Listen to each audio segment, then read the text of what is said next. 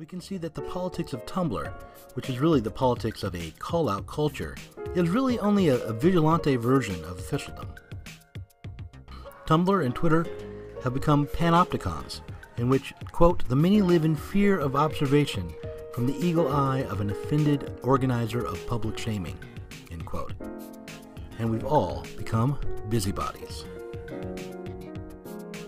Nagel explains that 4chan culture, which became a resource for the alt-right, can be understood as a countervailing force within the same vacuous moment. In the face of unrelenting pressure from a million neurotic prohibitions, those who have no real commitments or foundational ideas can only turn to a politics of ceaseless transgression.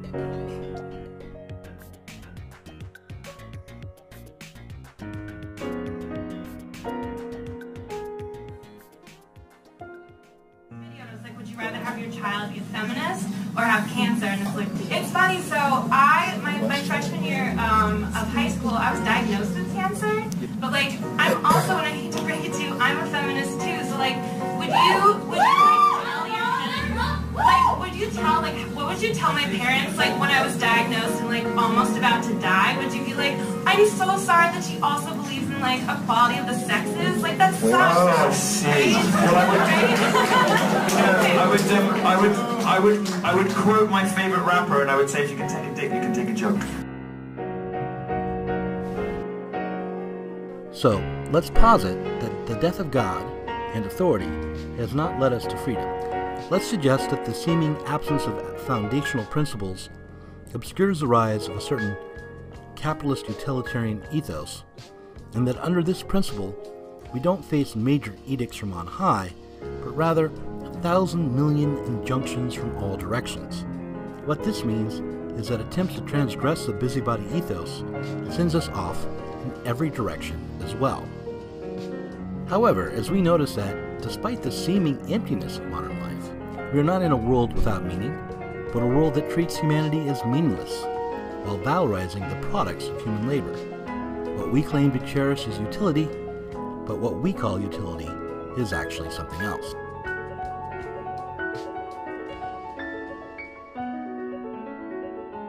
If we let Appleton and Nagel be our guides, then it looks like neither efforts to control every behavior through prohibitions, nor efforts to break every prohibition and transgress every boundary have any chance of changing the actual foundation of society or alter our everyday lives for the better. Let's return then to this idea that I mentioned at the start, the law of the negation of the negation.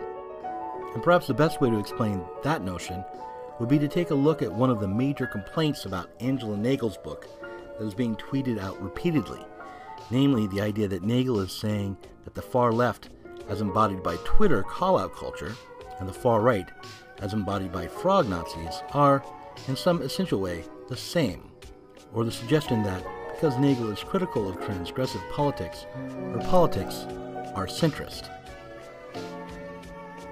First, Nagel and most sane people are very reluctant to label Twitter warriors as part of the left, as their hyper-individualist, anti-political stances don't rise to the level of actual politics at all, let alone to the level of left politics. Similarly, the Pepe clowns are maybe LARPing fascism, but they have no actual political project. Beyond this, Nagel rejects the idea that's in the background of horseshoe theory, namely that radical politics are always totalitarian, regardless of whether they're on the left or the right. What Nagel would argue is that only a left politics that aims at changing the material foundation of society can possibly lead us out of the current nihilistic impasse. And what I would add is that the left takes in the totality of the problem and thereby bypasses the half measure of state-centered totalitarianism.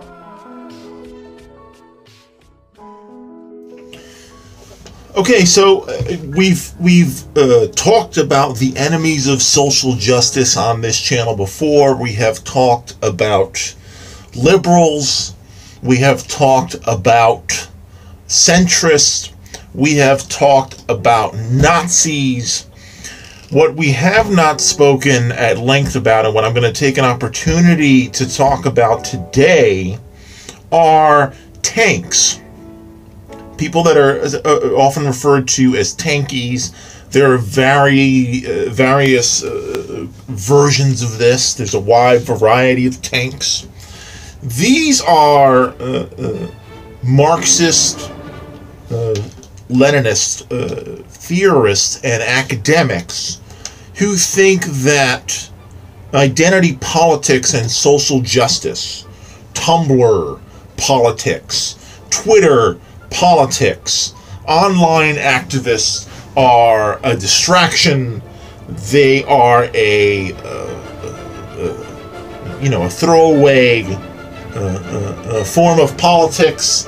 They're basically leftist quasi-academic types who've read all the books and spent all their time smelling their own farts about how much they understand every single syllable of Das Kapital. And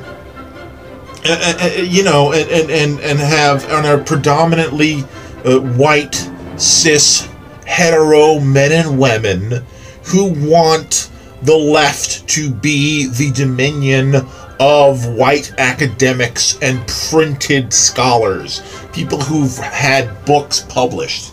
One of the most outspoken and hypocritical of these outlets is Zero Books, who spends all of their time bitching about social media leftists and then spending all their time making YouTube videos and having Twitter arguments with social justice minded people. I had a skirmish, an argument which some of you may have seen recently with Zero Books about their continued defense of the despicable, thoroughly ignorant Angela Nagel, who during the end of the Bernie campaign became prominent amongst a certain brand of male chauvinist socialist. And I don't mean all Bernie supporters were chauvinists, because I myself supported Bernie Sanders during the primary, 2016 primary. So she represented a stupid sentiment that was shared across the entire anti-identity politics spectrum here on social media, which was to say she was a Sargonite with a hammer and sickle. She made all these pronouncements and arguments against the left being claimed by identity politics types, feminists, Black Lives Matter activists, people fighting for indigenous rights, people fighting for visibility for the Latino and Asian communities.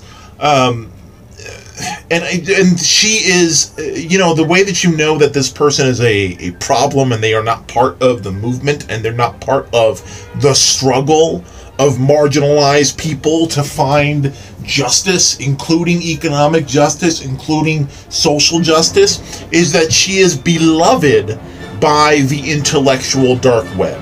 She is one of the intellectual dark web's favorite academics. She constantly agrees with them on all kinds of stupid bullshit. The argument that I got into with Zero Books as regards defending her was the umpteenth video they made talking about how we should be able to accept Angela Nagel, dismiss whatever it's basically left unity talk crap about we should all be leftists and dismiss all of our niggling points, our nitpicks, supposed nitpicks of each other. Look, what Angela Nagel says about, we're workers first and all that stuff. Yes, the point of identity politics and social justice is one day for all of us to be equal. My problem with the anti-identity politics Marxist is that they want everybody to be equal now. We need to pretend that identity doesn't exist under capitalism. Identity such as black, white, race, gender, orientation, these are imposed on us by capitalism. We don't have an option whether or not to engage in identity politics, because identity is the politics of our oppression and exploitation under capitalism.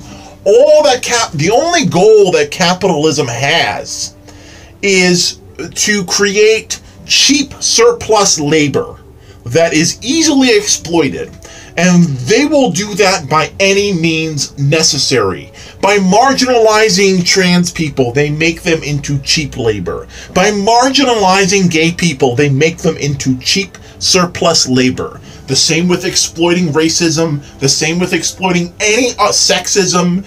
By making women lesser in a social sense, capitalism gets to exploit women by saying, well, these chicks shouldn't get paid the same as you, should they, misogynist? And maybe they do believe in the misogyny, and maybe they don't, but what the social marginalization does is create cheap surplus labor. So identity is relevant.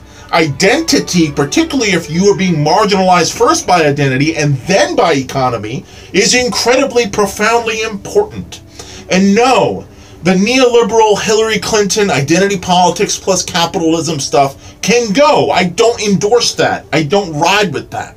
But I do not also endorse the other incomplete revolution, which is to say Marxism doesn't need identity politics because when the revolution comes, we'll all be equal. Well, brother, unless the revolution is coming tomorrow, people are going to have to live under the oppression of these identities for centuries.